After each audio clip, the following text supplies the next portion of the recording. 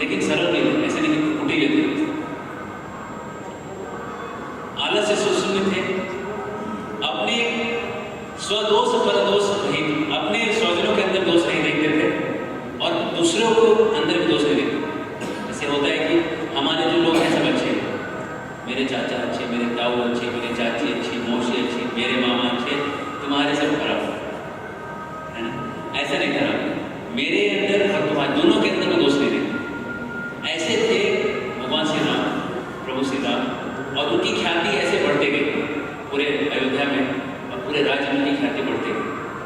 और इस साथ ही साथ दशरथ महाराज के कार्यकाल के 60,000 साल पूरे हो गए। 60 साल नहीं,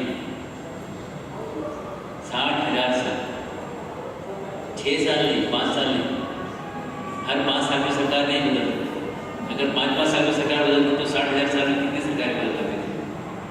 60,000 साल तक दशरथ पूरे विश्व के एक छत्र सम्राट थे। 60,000 साल जब हो गए, जब वो बूढ़े हो गए, त्रेता युग में आयु लंबी हुआ। तो जब इतना उम्र हो गया तब उन्होंने सोचा कि राम इतना फेमस है, मेरे से ज़्यादा इसका यश है, मेरे से ज़्यादा इसकी शक्ति है, मेरे से ज़्यादा समझदार दिख रहा है, लोग इसको ज़्यादा चाहते हैं, क्यों ना मैं इसको उत्तराधिकारी बना दूँ, इसको युवराज बना दूँ और मैं अभी वन की तरफ गमन करूँ, मैं अपना वानप्रस्थ ले लूँ। विचार बहुत अच्छा है। आगे उन्होंने गुरु से मंत्रणा की, गुरु वशिष्ठ को पूछा ऐसा कुछ करना चाहिए। वशिष्ठ मुनि ने कहा कि बड़ा उत्तम है, हम भी यही सोच रहे थे। फिर उन्होंने सब मंत्रियों की और सब अलग अलग छोटे छोटे जो उनके राजा होते थे उनके नीचे अंग, वंग, अंग मतलब बिहार हुआ, वंग मतलब वंग उड़ीसा हुआ, है ना, उत्तर, इस तरह के जितने भी राजा सबको बुलाया गया। उनको बुलाया, पूछा कि आपका क्या राय है, ऐसा क्या कैसा करना चाहिए। सब राजा बोले हाँ हाँ हमारी भी यही राय है। अब दशरथ महाराज ने बोला, अच्छा बताइए, अभी तक मैं जो राज्य कर रहा था, दशरथ को सवाल है कि जैसे मैंने प्रपोज किया सबने एक्सेप्ट कर लिया, तो मैं जो कर रहा था ठीक कर रहा था कि नहीं? क्या इनको मेरे अंदर डाउट तो नहीं था कि ये लोग वेट तो नहीं कर रहे थे कि कब ये बोलेगा, कब छोड़ेगा, कहीं ऐसा तो नहीं है? तो उन्होंने सवाल किया, आप कैसे कह रहे हैं कि राम को राजा बनना चाहिए, किस आधार पर कह रहे हैं? तो सब लोगों ने राम के गुणों को बताना चालू किया, राम के अंदर क्या क्या गुण, किन गुणों के आधार पर वो कह रहे हैं कि राम को राजा बनना चाहिए। और सब गुणों का नाम लेके पद्मांजलि, हाथ को कमल के समान बना के सर पे लगा देते, गुणों को बता। इस तरह से हर राजा बैठ के वहाँ पे बताना चालू किया एक एक राम के बारे में। ये सुन के दशरथ महाराज का मन बड़ा हर्षित हुआ कि मेरा खुद का ये सोच ऐसा नहीं है, सबकी सोच ऐसी ही है, सब लोग ऐसा ही चाहते हैं। ये सोच के दशरथ बड़े प्रसन्न हुए। प्रसन्न होके उन्होंने निर्णय लिया कि सही समय पे हम इसको युवराज घोषित करेंगे, ऐसा एक हम निश्चित करेंगे, समय डिसाइड करेंगे और उनको युवराज बनाएंगे।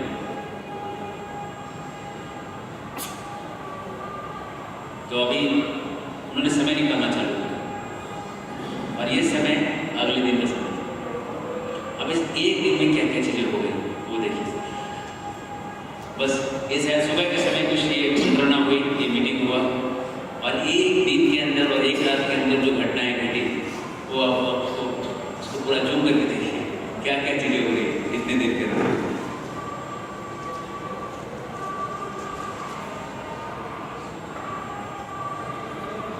महाराज ने राम को बुलाया। अब वहाँ पे राम आए। राम ने उनके चरणों को छुआ, अपना नाम, मैं श्री राम, मैं राम, मैं राम करके उन्होंने चरणों को छुआ। तो पहले के ज़माने में रीति थी, जो छोटा व्यक्ति है वो अपने आप को इंट्रोड्यूस करता है बड़े व्यक्ति के सामने, मैं कौन हूँ। मैं पिछले बार बता रहा था जब परशुराम आए थे, जितने भी राजा थे वो दंडोत करके अपना नाम और अपने पिता का नाम बताते थे, मैं ये और मेरे पिता ये। फिर परशुराम ने उनकी तरफ से कृषि हटा दी तो उनको लगता था मेरी जान बच गई, आज जान हमारी वापस आ गई, नया जन्म मिल गया, दूसरा जन्म मिल गया, पुनर्जन्म हुआ है। और परशुराम को देखते रहे उधर तो पता नहीं क्या हो गया। परशुराम ने पूछा था धनुष किसने तोड़ा? किसी की हिम्मत नहीं ये बोलने की कि मैंने नहीं तोड़ा, क्योंकि अगर मैं बोलूँ मैंने नहीं तोड़ा, उनको लगा कि किसी ने तोड़ा है, यही बोल रहा है, उसको मार देंगे। तो ये परिपाटी थी अपना नाम बताने।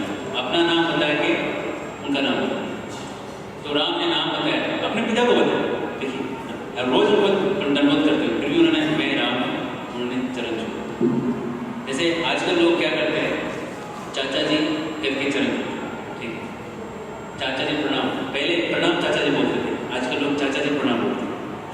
अहंकार बढ़ रहा है, आप स्टेटमेंट में देख सकते हैं, अहंकार बढ़ रहा है दोनों स्टेटमेंट। पहले अपना नाम बोलते थे, एकदम नम्र थे, अपना नाम हट गया, आप पहले प्रणाम चाचा जी बोलते थे, आप उसके बाद बोलते हैं चाचा जी प्रणाम, आप हाय हो गया, फिर फोन पे बाय बाय बोलते थे, हो गया।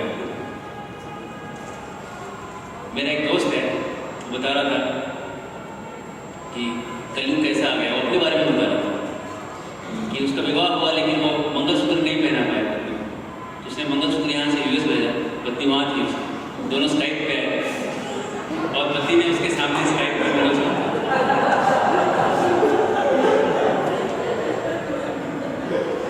हरे कृष्ण। अच्छी बात है कि दोनों करते हैं लेकिन कलयुग का प्रभाव फिर भी है। तो उस समय की बात है, तो महाराज दशरथ के पास दशरथ ने उनको बताया कि ऐसा है, इस तरह की बातें यहाँ पे हुई है, बता के उन्होंने छाती पे लगाया, छाती से लगा के उनको वापस जाने को कहा। वापस गए, सुमंत्र को उन्होंने बुलाया जो उनके मंत्री थे, और सुमंत्र को बुला के बोला राम को वापस बुला, राम को वापस बुला। राम वापस आए, राम के मन में संदेह है कि अभी तो मैं गया था, वापस क्यों बुला।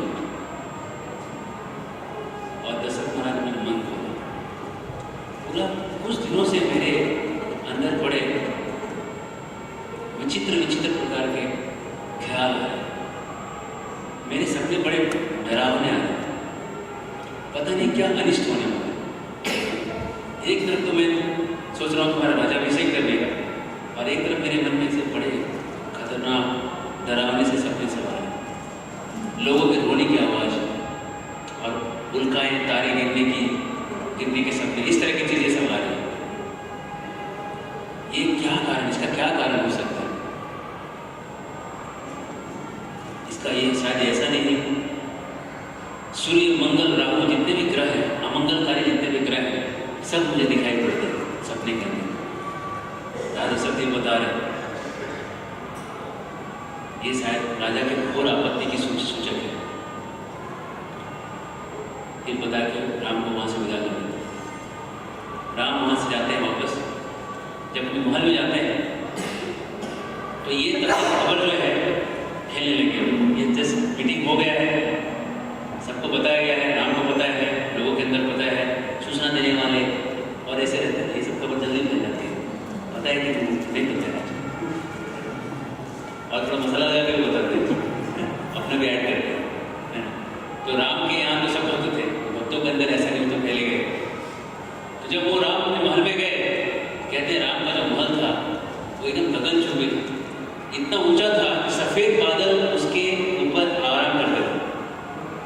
तो वो काले बादल होते हैं नीचे चलते और सफेद बादल ऊपर चलते, तो काले बादल होते हैं उसमें पानी होता है, सफेद बादल में पानी नहीं होता, इसलिए सफेद बादल ऊपर चलते और सफेद बादल जिस पे जाकर रुके, जिस पे आराम करे, मतलब आप समझिए कि उसका हाइट क्या रहेगा बिल्डिंग, ठीक है, कम से कम 1 किलोमीटर ऊंचा होना चाहिए सफेद बादल को टेस्ट करें। आज कलयुग कैसे, अब ये अगर त्रेता युग के बादल हैं और थोड़ा और उड़ते होंगे तो अलग बात है, वो कह नहीं सकते। तो राम का जो महल था वो सफेद दिखता था, चंद्रमा के जैसा सफेद चमकता हुआ दिखाई पड़ता, और उस पर सोने के देवताओं की मूर्तियां बनाई जो हाथ जोड़ के खड़े रहते, और मोर और हरिण पूरे महल के इधर से उधर कूदते और दौड़ते रहते, चलते रहते, और नाना प्रकार के पक्षी कलरव करते रहते थे, पूछते रहते थे। इस तरह से पूरा जो घर था, पूरा जो महल था, उसकी शोभा अतुलनीय थी, और हीरो के और जवाहरातों की श्रृंखलाएं बना के हर जगह लटकाई हुई रहती, मनियों का फर्श बनाया हुआ, हाथी दांतों का पूरा पलंग वगैरह जो है सब बनाया हुआ। तो इसकी जो शोभा थी वो अपूर्व, उस महल में राम प्रवेश किए। जब वहाँ प्रवेश किए तो वहाँ पे सीता देवी नहीं थी, वहाँ से वो अपनी माता के महल में आए। अपने माता के महल में जब आए तो वहाँ देखा माता जो है वो राजलक्ष्मी की पूजा कर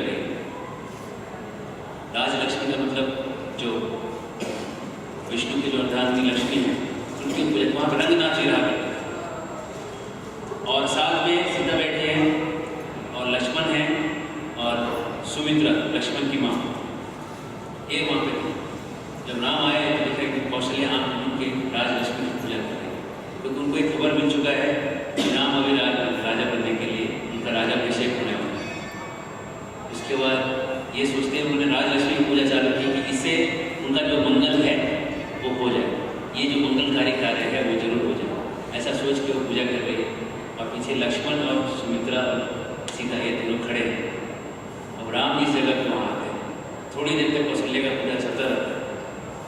उसका कौशल्या जो है आंखें खोलती है, आंखें खोल के बोलना चालू करती है, आशीर्वाद देती है राम को, कहती है कि बड़ा सौभाग्यशाली है, तुझे बड़े अच्छे समय में मैंने जन्म दिया, क्योंकि तू इतना बड़ा होके अब तू यहाँ पूरे राज्य का राजभार तू संभालेगा, तेरे ऊपर महाराज का इतना श्रद्धा है, तेरा जय हो, तेरा मंगल हो, ऐसा करके कौशल्या जो है आशीर्वचन देने लगती है। और राम जो है आशीर्वचन सुनते हैं। आशीर्वचन सुनने के बाद कौशल्या के चरण छू के उनसे आशीर्वाद लेके, उनकी अनुमति लेके वहाँ से सीता के साथ अपने महल में जाते हैं। इस बीच दशरथ वशिष्ठ को बुला के कहते हैं कि श्री राम पूजा के कल के अभिषेक के लिए जो भी मंत्र लगते हैं, उनकी जो दीक्षा है, उनका जो उपवास है, वो प्रक्रिया जाके उनको आप सिखा के। अब वशिष्ठ मुनि आते हैं अपने रथ में, इधर राम और सीता अपने भवन में जाते हैं, वशिष्ठ मुनि अपने रथ से आते हैं। वशिष्ठ मुनि का रथ जैसे राम के महल में अंदर जाता है तो महलों में ऐसा होता है कि एक दरवाजा होता है, उसके अंदर जाते हैं, फिर एक दूसरा दरवाजा होता है, उसके अंदर जाते हैं, तीसरा, ऐसा।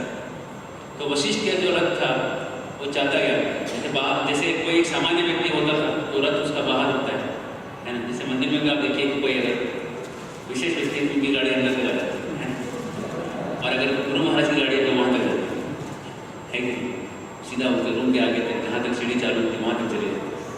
वैसे वशिष्ठ महाराज जब मुनि निकले अपने रथ से आए तो एकदम सीधा रास्ता क्लीन देते देते एकदम आखिरी जो जहाँ से महल खत्म हो जाता था, जहाँ से सीढ़ियाँ चालू हो जाती थी, वहाँ तक उनको छोड़ दिया। वशिष्ठ मुनि जैसे पहुँचे उसके पहले खबर वहाँ पहुँच गई, राम दौड़ते हुए आए और गुरु जी को हाथ पकड़ के उन्होंने रथ से उतारा, प्रणाम किया, चरण छुए और उनको उतार के अंदर लेके गए, अवगत की, उनकी पूजा अर्चना की, उनको बिठा के उनसे कुछ कहना चालू किया, आज्ञा दीजिए मैं क्या करूँ। वशिष्ठ मुनि कहे मैं राजा के आज्ञानुसार मैं यहाँ पे आया हूँ और आके यज्ञ की विधि की दीक्षा करने के लिए, और आपको अभी उपवास करना चाहिए। उपवास का मतलब है जो विघ्न है उनके सामने रह के यज्ञ करते हुए बिना मतलब एक नियम के अनुसार है। तो उन्होंने उपवास मतलब उनकी दीक्षा दी और राम वहाँ बैठ गए यज्ञ वहाँ पे विग्रहों के सामने, और वहाँ पे यज्ञ में खिलाया खीर जो है उन्होंने डाला। खीर डालने के बाद वो खीर को उन्होंने पानी खाया, उसको ग्रहण किया। ग्रहण करने के बाद वहीं बैठे रहे और वहीं बैठ के पूरी रात उपवास में। इस तरह से ये एक तरफ की बातें चल रही है। दूसरी तरफ अयोध्या में क्या चल रहा है? मंगल ही मंगल, हर तरफ नगाड़े बज रहे हैं, शोर हो रहा है, अभी राम राजा बनने वाला, अभी राम राजा बनेगा। हर किसी की यही बात चल रही है। हर कोई अपने घर में झंडा लगा रहा है, पताकाएँ लगा रहा है, तोरण लगा रहा है, गुड़िया लगा रहा है, गुड़िया तोरण, हर जगह आम के पत्ते लगा रहे हैं, पानी के केले के खंभे लगा रहे हैं, पानी के घड़े भर रहे हैं, पानी से गलियों का छिड़काव कर रहे हैं, उसमें चंदन डाल के छिड़क रहे हैं, केसर डाल के, चंदन डाल के रास्ते पे पानी का छिड़काव किया जा रहा है। लोग सोच रहे हैं कि कल जब ये सब चलेगा राजाभिषेक तो शायद रात हो जाएगा, सुबह से कभी कैसे प्रोग्राम लेट होते हैं। पहले के ज़माने में भी तो ये परंपरा आज नहीं है लेट होने की प्रोग्राम, ये सत्युग और त्रेतायुग से चली आ रही है। तो भक्तों को डाउट था कि ऐसा लेट होगा, इसलिए पेड़ों में उन्होंने दीपक लगाए। जैसे ही शाम होगा कि दीपक जो है लाइट देंगे, सारे बड़े बड़े पेड़ों पर उन्होंने सब दीपक लगाए। बड़े बड़े भवन जो गगनचुंबी करते सबके ऊपर ध्वजाएं लगाई बड़े बड़े, और जो बड़े बड़े पेड़ थे जो दूर से दिखाई पड़ने वाले पेड़ थे उन पे जा जाकर ऊपर चढ़ चढ़ के उन्होंने पताकाएं लगाई। जैसे गाँव में भी आप देखेंगे कि कोई बड़ा पेड़ होता है बहुत दूर से दिखाई पड़ता है, तो कुछ बड़ा अगर फंक्शन है तो वहाँ पे झंडा वहाँ पे जरूर लगाते हैं। आज के तारीख में भी बड़े पेड़ पे कुछ झंडा तो मान के आते हैं, आम के पेड़ में नहीं चढ़ गए तो टूट जाता, बाकी जो बड़े पेड़ है उसमें चढ़ा। तो इस तरह से पूरे अयोध्या का जो माहौल है वो ऐसा एक सागर के जैसा, एक महासागर के जैसा प्रतीत होने लगा। सब जगह जगह से राजा महाराजा, सब जगह जगह वैदिक ब्राह्मण, जगह जगह से नर नारी स्त्री पुरुष बच्चे वृद्ध सब जमा होने लगे। अलग अलग जगह के संगीतकार, नर्तन, किन्नरियाँ सब जमा होने लगे। ऐसे सागर के जैसा कोलाहल होने लगा। और जब सबके ध्वनियों को एक साथ जब उनकी ध्वनियाँ टकराती थी तो ऐसा प्रतीत होता था मानो सागर की तरंगें अगर जमीन को टकराए तो कैसा आवाज होता है, तो ऐसा सबकी ध्वनियाँ ऐसे ऐसे जाकर टकराती थी जाकर। इस तरह से अयोध्या में बड़ा हर्ष का, उन्माद का, बड़ी खुशहाली का वातावरण फैला हुआ। और इस समय इन जगहों के बीच में कैकेयी की एक दासी थी जिसका ना कुल का पता था, जिसका न जन्म का पता था, जिसके न माँ बाप का पता था, जिसका कुछ भी पता नहीं था। कहाँ से आई, कब कैकेयी की दासी बन गई, ये किसी को भी पता नहीं। हरे कृष्ण। इसका रामायण में वाल्मीकि में लिखते हैं इसका कुछ भी पता नहीं था। तो मैं भी यही बोलता हूँ, इसका कुछ भी पता नहीं था। मंत्रा का कुछ लिखा नहीं, डेट ऑफ बर्थ क्या था, उसकी माँ का नाम, उसके पिता का नाम, उसके कुल का नाम, उसकी जाति का नाम, कुछ भी पता नहीं था। लेकिन एक ही पता था, वो कुबड़ी जो दिखता था, उसके पीठ में एक कुबड़ था, हंचबैक। अब ये कैकेयी के महल में ऊपर चढ़ी। कैकेयी के महल कहते हैं चंद्रमा के समान दिखता पूरा महल, क्योंकि सबसे सुंदर रानी थी और सबसे बड़ा महल उसको दिया गया। तो उसके ऊपर वो चढ़ी के उसने देखा ये क्या चल रहा है, ये शोर शराबा, गाजे बाजे, नगाड़े, ये कोलाहल, ये नृत्य, ये वैदिक संगीत, ये वेदों का पठन, ये झंडे, ये पताकाएं, घोड़ियाँ, ये तोरण, ये है क्या, ये चल क्या रहा है। तो उसने बगल वाले महल में देखा, राम के महल। राम के महल के जो ऊपर से जो कोठरियाँ रहती हैं, जो उसका जो बालकोनी, उसके बालकोनी से एक दासी बाहर आई। तो उसको पूछा ये क्या चल रहा है, तो बोली पता नहीं तुमको। बोले नहीं, बोले कल ना राम का राज्याभिषेक होने वाला है और दशरथ महाराज ने प्रण लिया है और आज हमारे राज्य में इसलिए सब लोग जश्न मना रहे हैं। कल सुबह होते ही, सूर्योदय होते ही वशिष्ठ मुनि इसका समारोह करेंगे और राम युवराज के पद पर स्थापित हो जाएंगे। पता नहीं, इसलिए तो ये सब चल रहा है। बस ये सुनते ही मंत्रा जो है टिंग, उसके दो सींग खड़े हो गए, एंटीना खड़ा हो गया। कहते हैं देवता देख रहे कि ये जो अयोध्या है ये तो ठीक है, यहाँ का आनंद ये तो ठीक है, लेकिन ये प्रभु का अवतार रावण को वध करने के लिए, राक्षसों का संहार करने के लिए हुआ। ये गाजे बाजे नगाड़े वो शोर शराबे तो ठीक है, पर्पस कुछ अलग था। ये राजा बन के यहाँ रहेंगे, ये लोग बड़े आनंद से रहेंगे, लेकिन हमारा क्या होगा। तो उन्होंने सरस्वती के पास जाके रिक्वेस्ट एप्लीकेशन डाला, देवी कुछ करो। सरस्वती ने खोजा पूरे अयोध्या में जो है इसका कुछ ठिकाना वगैरह नहीं, कोई तो चाहिए जो थोड़ा डिफेक्टिव उसके दिमाग में घुसा जा सके। अगर शुद्ध भक्त है तो घुसना मुश्किल है। तो उन्होंने देखा कि मंत्रा का ना जात पता है, ना बात पता है, ना वंश पता है, ना कुछ पता है, ना कहाँ से है किसको पता नहीं। ये परफेक्ट कैंडिडेट हमारा काम करने, देवों के काम करने के लिए परफेक्ट है करके सरस्वती उसके माइंड में हो जाती है और उसका दिमाग को उल्टा कर देती है। हरे कृष्ण। चिंता मत करिए, आपके दिमाग में सरस्वती नहीं आए और आ भी गई तो खुश रहिए, क्योंकि दिमाग पहले से उल्टा चल रहा है। अगर वो सीधा हो गया तो अच्छा ही हो गया, उल्टे को उल्टा किया तो सुल्टा हो जाता है।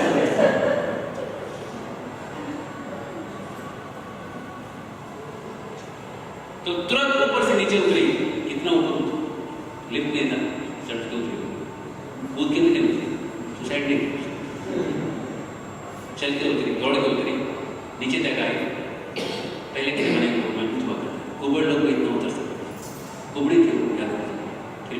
तुरंत उतर गए। उतरते ही वो कैकेयी को देखा उसको, बड़े आलिशान महल में अंदर बैठे, पलंग पे आधी लेटे हुए, और उसका पलंग भी कैसा, वो सोने का भी नहीं, हीरे का भी नहीं, उससे भी जो और कीमती जो रत्न होते हैं उनका बना हुआ। और जो उसका जो बिस्तर है कितना सफ़ेद था, दूध का जो फोक होता है उसका सफ़ेद कैसा होता है वैसा सफ़ेद, उतना, उससे भी थोड़ा भी उसमें और कम नहीं, उतना ही एग्जैक्ट वो रंग था उसका बिस्तर, और उतना सॉफ्ट, वो मखमल जो बोलते हैं उतना सॉफ्ट होता है तो उसके नीचे अगर एक मिनट रखेंगे, ऊपर से हाथ रखेंगे तो ऊपर से हाथ पे लग जाता है, इतना सॉफ्ट होता है बिस्तर। तो इस तरीके से बिस्तर पे बैठे हुए सोए हुए, और उधर के बोलने लगी, अरे पता है क्या चल रहा है? बताओ क्या चल रहा है? कह के एकदम कूल थी, मतलब एकदम आराम से बैठे, तुम्हारे सौभाग्य के विनाश का दिन आ गया। इंट्रोडक्शन।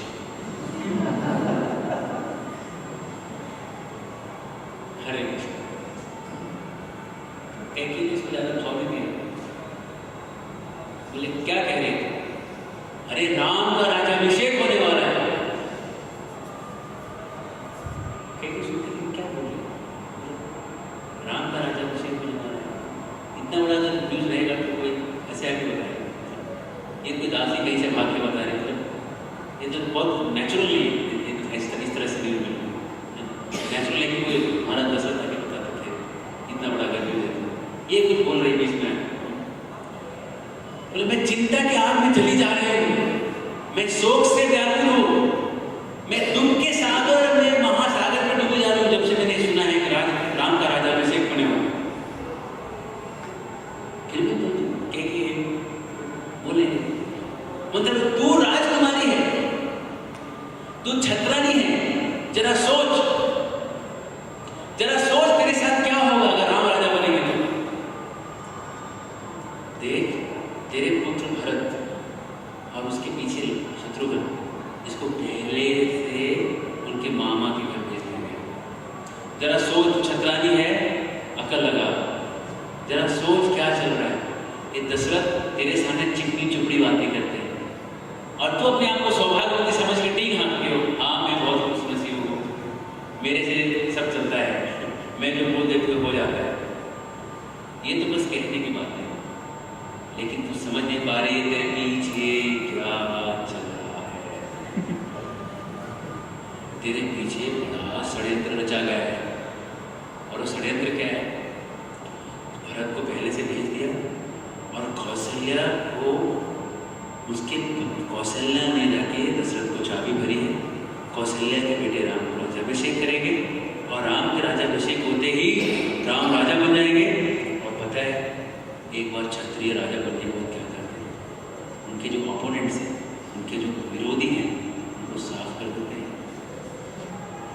और उनका विरोधी कौन है तुझे पता है? उनका विरोधी तेरा बेटा है भरत, क्योंकि राम सबसे बड़े, उसके बाद भरत है, लक्ष्मण तो उनका फॉलोअर है, लक्ष्मण को राजा बनने की कोई पड़ी नहीं है, शत्रुघ्न भी इसका फॉलोअर है, इसको भी राजा बनने की पड़ी नहीं है। राम को केवल संकट है तो भरत से, राम के बाद भरत क्या है, तो राम क्या करेंगे? भरत को कहाँ भिजवा देंगे पता नहीं, मरवा देंगे पता नहीं, और तू क्या करेगी? तो कौशल्या की दासी बनी, तो क्या करेगी? कौशल्या के सामने हाथ जोड़ेगी, वो तो ठीक है, लेकिन देर से मुझे भी हाथ जोड़ना पड़ेगा। तू संकट में जाएगी, मैं भी संकट में जाऊंगी। ये ऐसे दास होते हैं, अपने काम के लिए स्वामी भक्ति करते हैं। मेरा काम चले इसलिए स्वामी भक्ति चल रही है, स्वामी फंसे नहीं, क्यों? क्योंकि मैं फंसा हूँ, स्वामी फंस गए, इसलिए स्वामी का भला होता है कि अपना काम चलता है।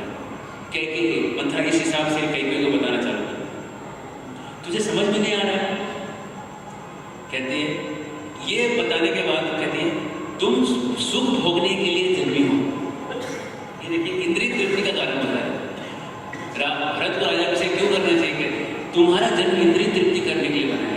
अगर राम राजा बनेंगे तो तुमको इंद्रिय तृप्ति कुछ मिलेगा नहीं, तुमको नौकरानी के जैसा रखने को रहने को मिलेगा, ये सब महल वल सब निकलवा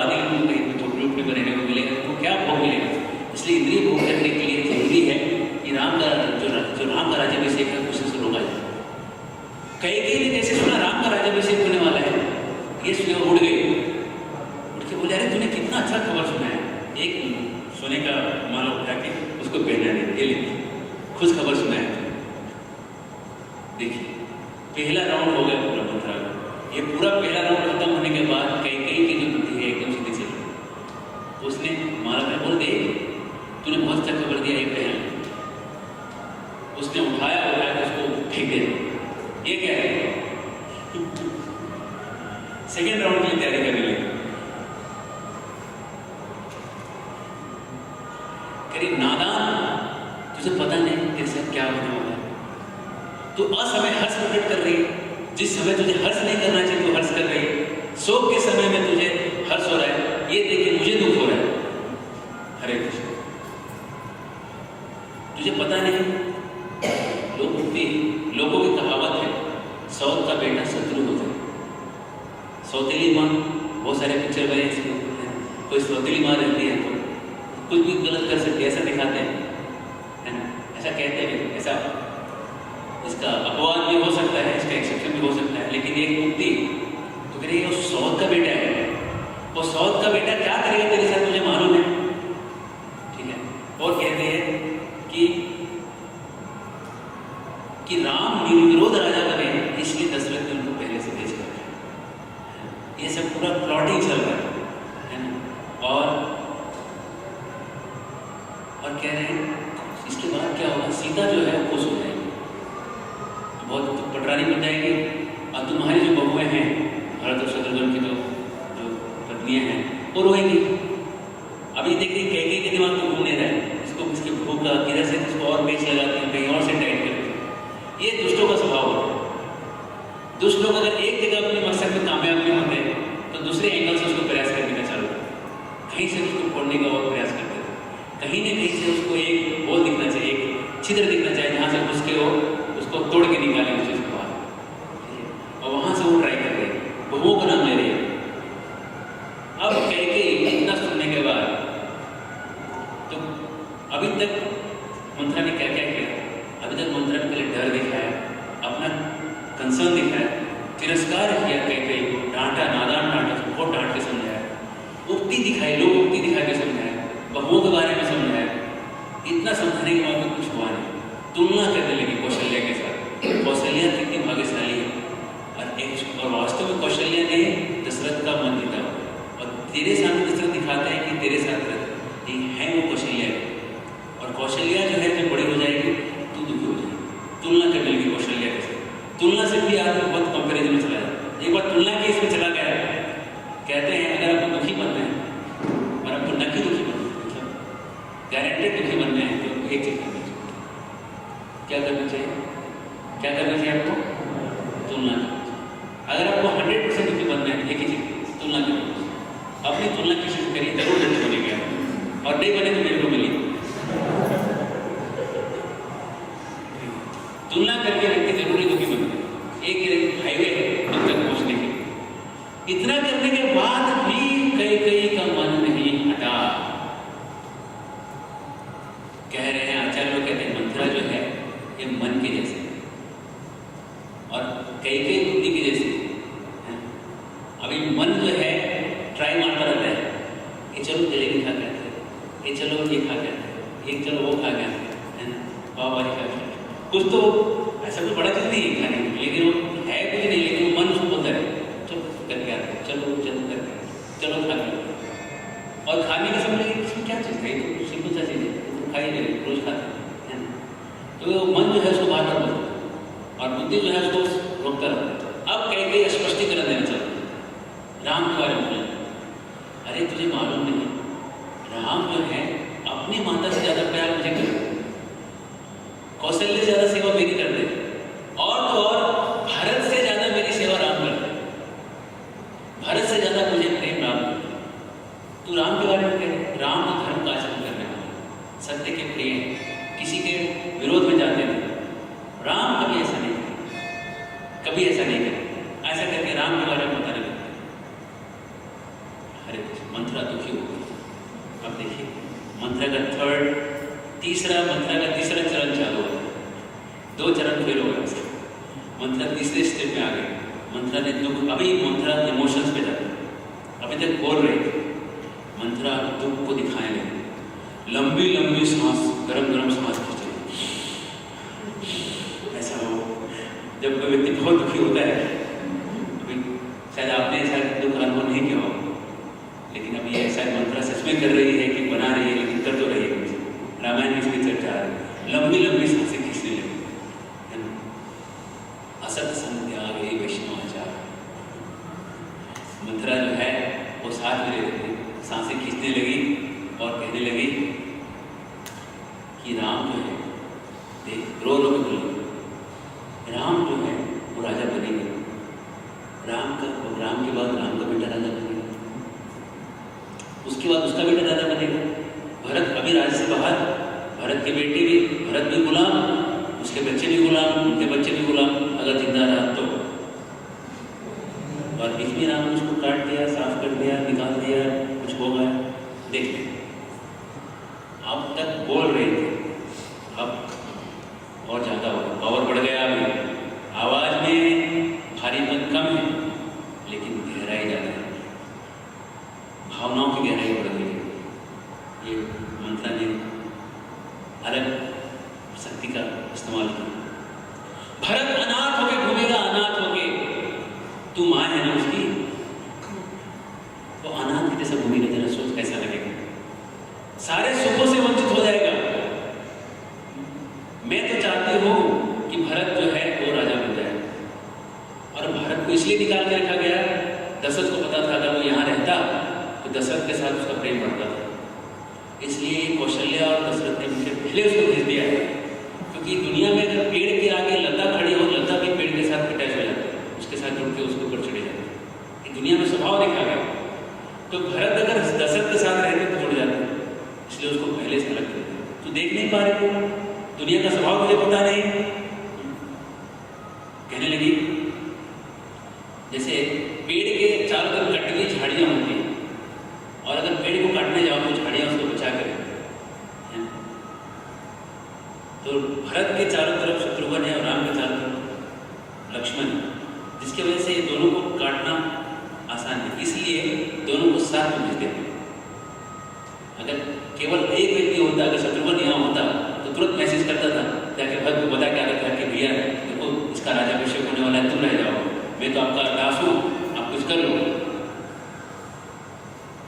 और कहके को बोलती है, पता है कभी कभी शेर, जैसे भरत एक शेर के समान, कभी कभी शेर अगर एक हाथी के राजा पे चढ़ाई कर दे तो सारे हाथी मिल के उसको दौड़ाते हैं, फिर शेर भीगा नहीं रह जाता। जब हाथी शेर को दौड़ाते हैं, शेर कुछ नहीं कर सकता, शेर की मृत्यु निश्चित है। आप पढ़िए 8वें स्कंद में गजराज की कथा जो आती है, गजेंद्र की जो कथा आती है, जब गजेंद्र चलते थे तो उसके डर से शेर भागते, शेरों के झुंड भागते। तो जब हाथियों का झुंड अगर एक शेर पर अटैक है, शेर कभी झुंड में जाकर लड़ाई नहीं करते, शेर कभी साथ में मिलकर अटैक करते, ये हाथी साथ चलते। और अगर हाथी साथ में अटैक कर दे, ये राम, दशरथ, लक्ष्मण, ये सब अलग अलग हाथी मिलके एक भरत शेर को अगर अटैक करके, भरत का क्या होगा? अब कई का दिमाग धीरे धीरे उसके भावनाओं के साथ मैच होने लगा, भावनाओं के साथ जुड़ने लगा। अब उसकी बातें उसको थोड़ी थोड़ी समझ में आने लगी। इसलिए मैं कहती हूँ राम को सीधा वन में निकल जाना चाहिए, राज्याभिषेक के लिए रहना ही नहीं चाहिए। कई बस कुछ क्षणों के अंदर ही कई हिलने लगी, उठने लगी, कई खड़ी हो गई, और खड़ी होकर पूरा शरीर उसका फड़कने लगा और पूरा कांपने लगी। बोली हाँ, हो गया, बुद्धि का भेद हो गया उसका।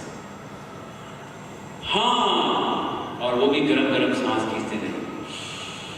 तो उससे गुस्सा होना पड़ेगा, तब वो एक चुन भाव को प्रकट, और गरम गरम सांस खींच के वो कहने लगी मैं राम को भेजूंगी। मगर कैसे? हे मंथरे, मगर कैसे? मंथरा कहने लगी आप तो सब जानती हैं, तू तो सब जानती है, लेकिन तू सच मेरे मुंह से बुलवाना चाहती है तो मैं बोल देती हूँ। बड़ा स्टाइल में बोल रही थी कि आपने कहके को पता नहीं है कुछ क्या करना है, लेकिन मंथरा क्या बोल रही है, तुझे तो सब मालूम ही है, लेकिन तू मुझसे बुलवाना चाहती है तो मैं बोल देती हूँ क्या करना चाहिए। हरे कृष्ण।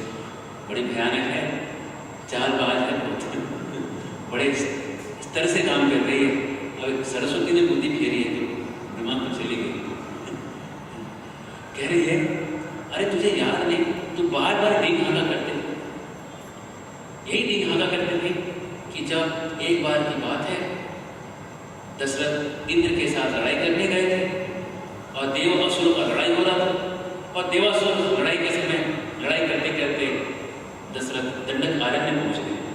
कहाँ पे? दंडक आरण्य में कहाँ पहुंच गए? दंडक मीन्स टेकन, टेकन मीन्स जहाँ बैठे, ठीक है। और ये पहुंच गए कहाँ? चाकन। हरे कृष्ण, हाँ चाकन पहुंच गए। चाकन में चक्रेश्वर महादेव, अगर आप चाकन गए तो पता होगा, वहाँ पे सांडिल्य मुनि की समाधि है। देखा है कितने लोगों ने देखा? मैं सच बोल रहा हूँ, प्रूव करने के लिए तो 2-3 लोग बैठे। और दशरथ महाराज का चक्का चाकन में फंसा था, इसलिए चाकन का नाम दिया चाकन। कितने लोगों को मालूम है? ठीक। तो जब दशरथ महाराज का चक्का वहां फंस गया तो ये असुर लोग क्या करते थे, ये संबरासुर करके वो रहता था, और उस जगह का पुराना नाम था वैजयंत, वैजयंत करके जगह का नाम होता था। तो वो संबरासुर जो है वो रहा करता था, और असुर जो है कोई नियम फॉलो नहीं करता। तो जैसे लड़ाई का कुछ नियम होता है, रात को सब सो जाते थे, ये क्षत्रिय नियम होता है। नहीं, संबरासुर के सैनिक लोग क्या करते थे, रात को जाके जो लोग लड़ाई में हाथ पैर उठा, चोट लग गया, जो मूर्छित है उनको उठा के लेके जाते थे।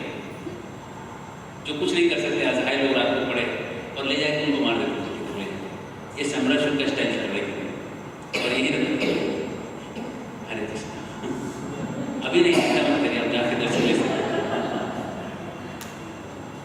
तो ये जो दशरथ थे, दशरथ लड़ाई करते करते मूर्छित हो गए, और शाम का समय था, मूर्छित होने के बाद वहां से कौन ले जाता?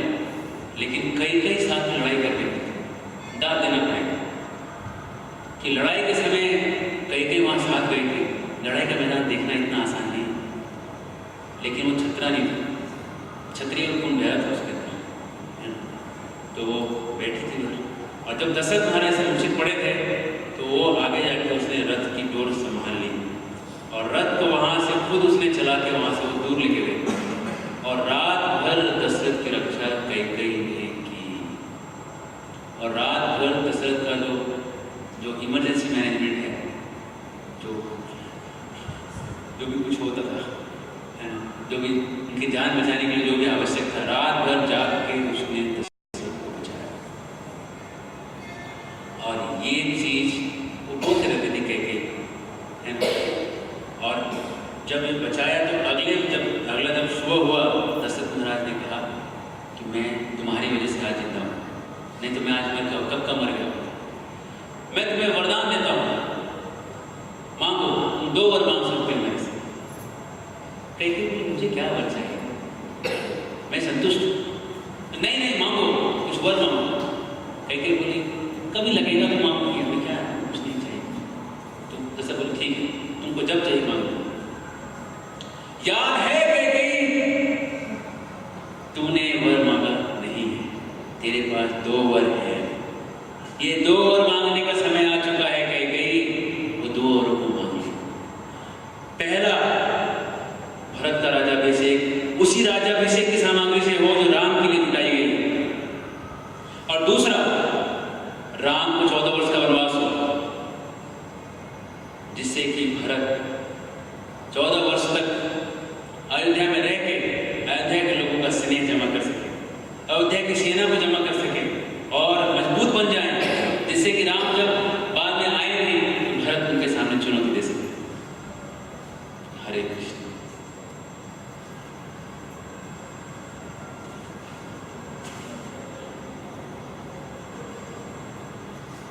ये देख के कैकेयी बोले अरे तेरे अंदर इतनी बुद्धि, तू इतनी समझदार है, मेरे को मालूम नहीं था। ये संबरासुर के पास 1000 माया विद्या हुआ करती थी, लेकिन तेरे अंदर तो उससे भी ज्यादा माया विद्या दिखाई पड़ रही है, तू तो उससे भी ज्यादा होशियार है। ये तेरा जो कुबड़ है ना, इसके अंदर बहुत खजाने भरे पड़े। तू झुकी हुई कमल है, कमल जो झुक चुका है, तो कितनी सुंदर दिखाई पड़ती है, देखना तेरी रेशमी साड़ी कितनी सुंदर है, तेरा मुंह चंद्रमा के समान दिखाई पड़ता है, और ऊपर में कितना सुंदर तरीके से झुका है। देखो जब वो चीज पसंद आता है तो उसकी आप प्रशंसा कैसे भी कर सकते हैं। कहने लगी अरे जब राम वनवास चले जाएंगे और जब भरत राजा बन जाएंगे तो तेरे कुपड़ पे मैं तपाए हुए सोने से सुंदर सोने से तपाए हुए सोने से एक सुंदर सा बड़ा एक आभूषण तेरे कुपड़ पे पहन, चंदन का लेप उसके ऊपर लगाया जाए और तेरे सेवा में कम से कम 100 कुबड़ी दासियों को लगा दूंगी।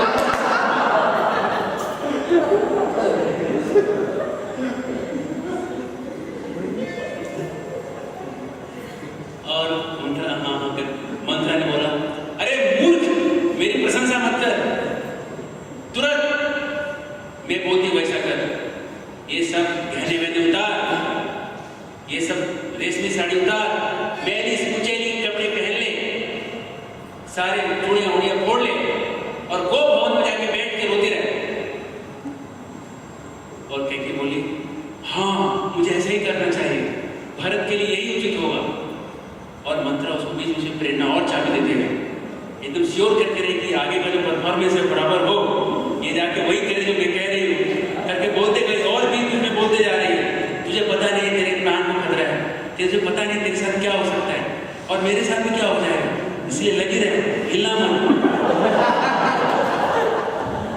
ऐसे गिर जाना जैसे कि तू मरी गई है, बोलना ऐसे जैसे कि बस बताते गए और कई बस हाँ करते हुए सारे गहने वहने फेंक के मैले कुचैले गंदे मलिन से वस्त्र पहन के तो सीधा वहां से भागते हुए निकली अपने महल से और एक कोप भाव में जाके एक अचेतन की तरह जाके ठाड़ से गिर गई।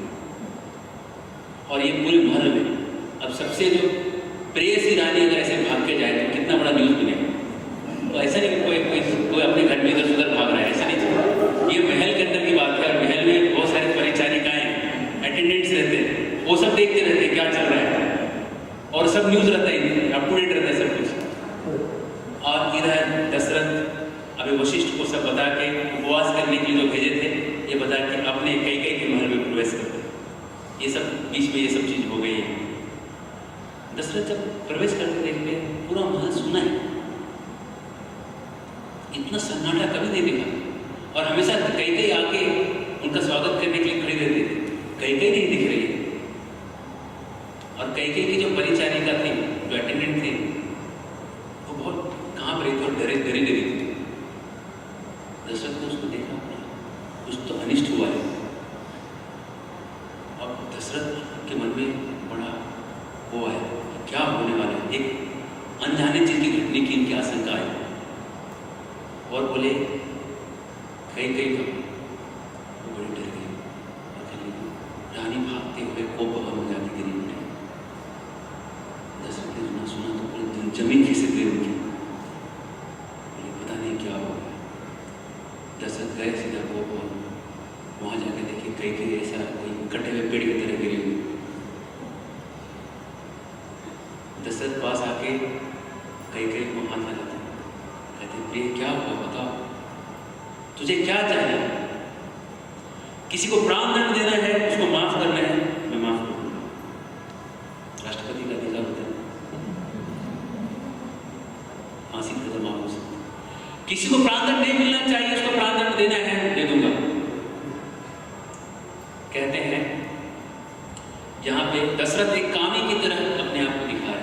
एक कामी व्यक्ति जो होता है वो कुछ भी करने के लिए तैयार होता है। वो मराठी में लिखते हैं, ऑटो पीछे दिखाता है तुझ्यासाठी काय बोल।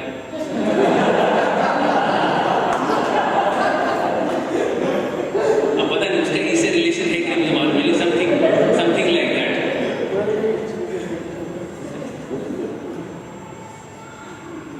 तुझे अगर कोई रोग हुआ है तो मेरे सारे चिकित्सक आ जाएंगे यहाँ की दवा देने के लिए। तुझे अगर किसी धनवान को कंगाल बनाना है, तुझे कंगाल कर दूंगा, कंगाल को धनवान बनाना है, धनवान बना दूंगा। तुझे क्या चाहिए मैं वो भी दूंगा, लेकिन तू ऐसे रो मत, बता क्या चाहिए। मैं और मेरे सारे सेवक तेरे अधीन हैं, बता हम क्या करें। जब व्यक्ति कामी होता है तो एक ऐसे इस तरह से बातें करने लगता है। कहीं सुन रही है सब कुछ, मूर्छित नहीं है वो। जो व्यक्ति सोता है उसको उठाया जा सकता है, लेकिन जो सोने का नाटक करे उसको नहीं उठा सकते। कहीं नाटक करे। जहां तक सूर्य घूमता है वहां तक मेरा अधिकार है। तुझे क्या चाहिए? अंग, वंग, दक्षिण, उत्तर, कौन सा राज्य चाहिए, किस राज्य से कौन सी सामग्री चाहिए, किस राज्य की कौन सी अच्छी से अच्छी चीज चाहिए, सब मंगवा के दे देता हूं, लेकिन उठ। ऐसा कह के उन्होंने कैकेयी को अपने हाथों से उसको उठाया। कैकेयी उठी, उसका चेहरा उतरा हुआ, आंखों से गरम गरम आंसू बह रहे, और कैकेयी बोल रही, महाराज क्या आप सत्य कह रहे? क्या मैं जो कहूंगी आप दे देंगे? दशरथ बोले, हाँ जो कहोगे मैं दे दूंगा। महाराज आपने वचन दिया था कि आप मुझे 2 वर देंगे, क्या आपको याद है? दशरथ को याद है, हाँ मैंने वचन दिया था। जैसे एक मृग, एक जानवर एक बहेलिये की आवाज सुन के फंस जाता है, वैसे जैसे उस वरदान वाक्य को याद दिलाया कैकेयी ने, दशरथ की मति मारी गई। वो मृग की तरफ फंस गए, बहेलिये की तरह चले कैकेयी के पास। बोले, हाँ मुझे याद है। बोले, उसको सत्य करने का समय आ गया। दशरथ बोले, उसकी कोई जरूरत नहीं, मांगो क्या मांगो? नहीं, पहले ये बोलिए कि आप करेंगे तब मैं मांगू। दशरथ बोले, हाँ करूंगा। नहीं, सूर्य, चंद्र, राहु, केतु, देवता, किन्नर, राक्षस, यक्ष, दिशाएं, मनुष्य, कीट, पतंग, सबको साक्षी मान के बोलिए कि मैं सत्य करूंगा तब मैं बोलूंगा। कहते हैं, हाँ करूंगा। कहते हैं, सच कह रहे हैं आप करेंगे? हाँ करूंगा। कहती है, मुझे पहला वरदान चाहिए कि जिस सामग्री से राम का राज्याभिषेक होने वाला था, उस राज्याभिषेक की सामग्री से मेरे पुत्र भरत का राज्याभिषेक हो। और दूसरा, राम कल इस जगह से निकल के कल ही 14 वर्ष के लिए दंडक आरण्य जंगल में जाके वनवास करेंगे। ये 2 वर मुझे चाहिए। कैकेयी की बात सुन के दशरथ सुन के गिर के मूर्छित हो गए, बेहोश हो गए। उनको यकीन नहीं हुआ ये कैसे हो। और थोड़ी देर बाद उनकी तंद्रा टूटी, उठ के कहे, तू ऐसा बोल रही है? क्या तेरी मति मारी गई है? ये घर सुना सुना सा है, लगता है इसमें भूत आके रहने लगे और भूतों ने तेरे ऊपर कब्जा कर लिया है। तू भूतों के अंदर से कुछ बुलवा रही है, तू नहीं है कोई और। लगता है पिशाचों ने तेरे को अंदर पकड़ लिया है। कैकेयी ने बोला, नहीं, मैं जो कह रही हूं आपको करना पड़ेगा। और अगर आप सत्यवादी हैं, आप कहते हैं कि आप रघुकुल में जन्मे हो, तो आप आपके कुल की नीति को अपना के आप उसको सत्य करिए। शिवी महाराज थे, कबूतर के लिए अपने मांस को, बाज को अपने मांस दिए थे। उस शिवी महाराज के कुल में आप जन्मे। ब्राह्मणों को उन्होंने अपनी आंखें दी थी, अंधे ब्राह्मणों को, उनके कुल में आप जन्मे हैं। आप सत्यवादी हैं, सत्य करिए अपने वचन को, और नहीं तो आप कह लीजिए, जाके सबको कहिए कि मैंने अपनी पत्नी ने मुझे जो जान बचाया था, उस पत्नी के 2 वर मैंने दिए थे, उसको मैंने नहीं पाया। ये जाके सबको बोलते फिरिए आप। कैकेयी बोले, ये सुनते ही दशरथ बोले, तुझे मैं सबसे प्रिय समझता था, लेकिन तू सांप निकली सांप। तू आस्तीन के सांप की तरह है, जिसको मैंने रस्सी का समान अपने पास रखा। तू वो रस्सी है जो फांसी का फंदा बन गई, जिसे मैं गले लगाया और वो गले में फांसी का फंदे के रूप में आ गई। तेरी बुद्धि को किसने फेरा? कैकेयी कही, मुझे जो चाहिए मुझे वो चाहिए। दशरथ कहे, हाँ जुड़ के मैं बूढ़ा हो गया। एक बूढ़ा व्यक्ति जो मरने वाला है, इसकी बात सुन, अपना ये हट छोड़। तुझे भरत को राजा बनाना है, बना देता, लेकिन राम को वनवास में दे, राम को इस घर से निकाल दे। कह के पैर में गिर गए, उसके पैर को हाथों से पकड़ लिया और रो रो के विनय करने लगे, ऐसा मत कर, अपना विचार त्याग कर, ऐसा मत मांग, कुछ और मांग ले, ये मत मांग। कैकेयी निष्ठुर खड़े रहे, शांत रहे, कुछ बोले नहीं। वो देखते रहे। दशरथ महाराज कैकेयी को देखे, वो बदलने को तैयार थे। दशरथ महाराज फिर से बेहोश हो गए। फिर थोड़ी देर बाद होश आया, फिर वो विनय करने लगे। काफी बार ऐसा सिलसिला चलता रहा, कई मानने को तैयार नहीं। इस तरह से रात गुजरी, और रात गुजरी तो सुबह हुआ तो यहाँ पे राम के दरबार में, यहाँ पे राम जिस महल में रहते थे और मंत्रियों ने सब ने यहाँ पे तैयारी कर रखी थी, और यहाँ पे जब तैयारी हो गई थी सब चीज़ों की, तो इस तैयारी में सब कुछ सारी सामग्रियाँ जुट पड़ी थी, लेकिन यहाँ पे दशरथ नहीं आए थे। अब सब गुरु वशिष्ठ कह रहे हैं कि हाँ दशरथ आज इतने देर कैसे हो गए पूजा के, सूर्योदय हो गया और दशरथ नहीं जगे, ऐसा कभी हुआ नहीं। जैसे अगर कोई भक्त रोज मंगल आरती को आए, सालों साल आए और एक दिन सोता है 8 बजे तक, तो जरूर कुछ हुआ होगा उसके जीवन में, है कुछ सोच सकते हैं। वैसे ही सब सोचते हैं क्या हुआ, तो सुमंत्र जी को किया गया ये देखने के लिए कि क्या हुआ। सुमंत्र अंदर गए, सुमंत्र को अंदर तक का पूरा VIP पास था, वो अंदर गए, अंदर जाके देखा दशरथ कुछ बोल रहे हैं, बीच में हाँ राम ऐसा बोल रहे हैं बस। और जब दशरथ ने उनको देखा, सुमंत्र आए, सुमंत्र ने देखा दशरथ आए, दशरथ ने राम को बोला, बस इतना ही। और सुमंत्र वहाँ से निकले, वापस निकल के सबको सूचना दिया कि मैं राम को बुलाने जा रहा हूँ।